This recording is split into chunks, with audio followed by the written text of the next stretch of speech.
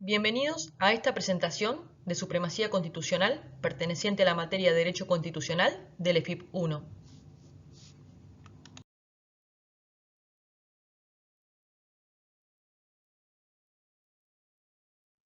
Según Vidar Campos, la supremacía de la Constitución tiene dos sentidos, un sentido fáctico o material y un sentido formal. En el primero, la Constitución es la base o fundamento que da efectividad y funcionamiento al orden jurídico-político del Estado. El sentido formal nos dice que la Constitución, por estar revestida de supralegalidad y supremacía, impone un deber ser. Esto es, que todo el mundo jurídico inferior a ella le sea congruente y compatible.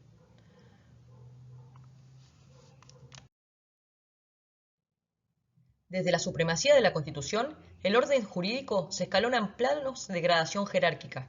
Los hay subordinantes y subordinados. Cuando se disloca esa gradación, se produce la inconstitucionalidad. Los planos más altos subordinan a los inferiores y todo el conjunto debe subordinarse a la Constitución. Antes de la reforma de 1994, la pirámide de prelación normativa estaba ordenada de la siguiente manera. En primer lugar, la Constitución Nacional. En segundo plano, los tratados internacionales. Y por debajo, las leyes nacionales. Lo podemos inferir del artículo 31, 27 y 75, inciso 22, primer párrafo. Luego de la mencionada reforma de 1994, la pirámide de prelación normativa cambió. Nuestro orden jurídico se va a escalonar. En primer lugar, por la Constitución Nacional y los 11 tratados de derechos humanos con jerarquía constitucional, que actualmente son 15. En segundo lugar, los tratados internacionales sin jerarquía constitucional. Y en tercer lugar, las leyes nacionales. Ver el artículo 75, inciso 22, para encontrar más detalles sobre este tema. Ahora bien, ¿cómo alcanzan jerarquía constitucional los demás tratados o convenciones de derechos humanos? La respuesta la obtenemos del 75, inciso 22, y nos dice que los demás tratados y convenciones sobre derechos humanos, luego de ser aprobados por el Congreso, requerirán el voto de las 2/3 partes de la totalidad de los miembros de cada Cámara para gozar de jerarquía constitucional. En lo que respecta a bloque de constitucionalidad federal, podemos decir que esta expresión fue acuñada en la doctrina francesa a mediados de los años 70, para aludir al conjunto de normas que el ordenamiento francés le atribuye rango constitucional.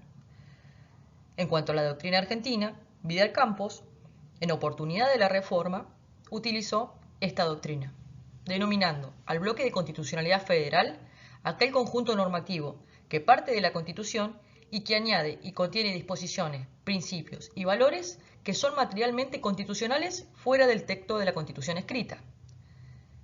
Está compuesto por la Constitución Nacional y en aquel momento los 11 tratados de derechos humanos con jerarquía constitucional. Este es el primer nivel de la pirámide normativa. Nos dice Vidal Campos que si bien estos tratados no están incorporados a la Constitución Nacional, solo enumerados en ella, gozan de la supremacía constitucional. Por ende, no solo pertenecen al derecho interno, sino que no es necesario un posterior reconocimiento por parte del Estado.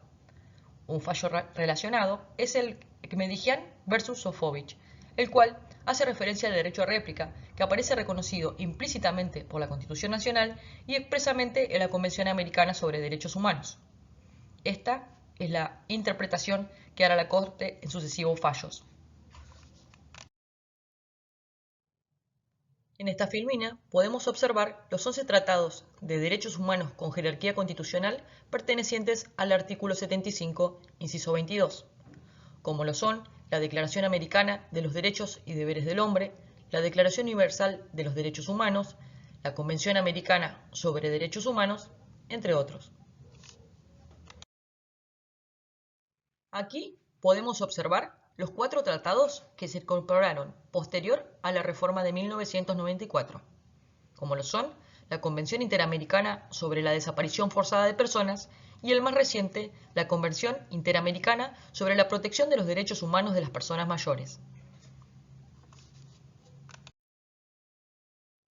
Ahora bien, además de los tratados internacionales con jerarquía constitucional de derechos humanos del 75, inciso 22, los concordados con la Santa Sede y demás tratados de derechos humanos, también existen los tratados de integración. Ellos se encuentran regulados en el artículo 75, inciso 24. Su jerarquía es superior a las leyes y su procedimiento va a depender si está realizado con un país latinoamericano o con uno que no lo es.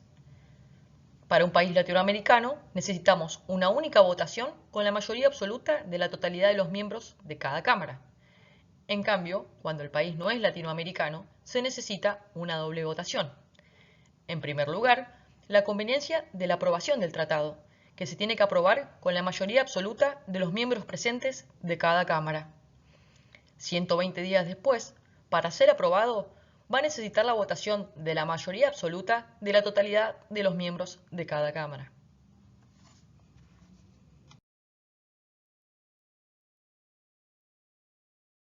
Si tenés alguna pregunta, recordá que podés dejarla en comentarios. Si necesitas los apuntes de la presentación, déjanos tu correo electrónico y lo enviaremos a la brevedad. Gracias por llegar hasta aquí.